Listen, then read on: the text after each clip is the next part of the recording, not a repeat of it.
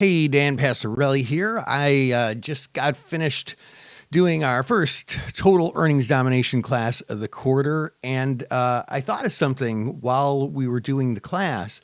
So every quarter, when it comes to total earnings domination, I find that I have to adjust my strategy a little bit.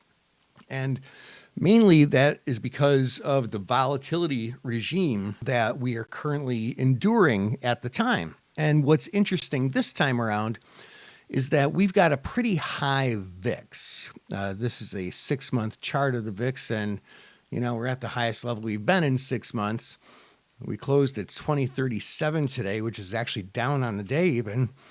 And so that makes how I try and assess my target volatility for that trade, it makes it a little bit different than it was last quarter or the quarter before. And this is not necessarily just unique to our earnings trading. It's unique to any type of trading.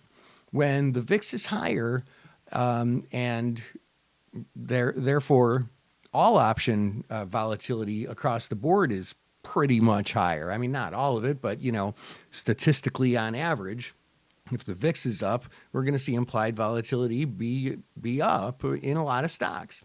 And so we have to think about it just a little bit differently. We might end up looking for more option selling strategies, or if we believe that the fundamentals warrant much higher VIX, then we might want to avoid selling options in fear that the big event that is feared could come to roost, and we wouldn't be in a good shape to have short gamma options in that case.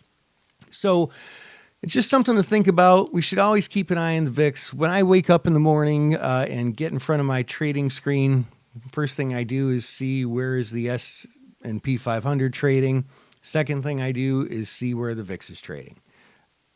Looking at the S&P 500 gives you a guide to where all stocks might be trading. Gives you a little bit of guide to what the market overall is doing. And the VIX does that for overall market volatility. Anyway, I hope that helps. This is Dan Passarelli, Trade Smart.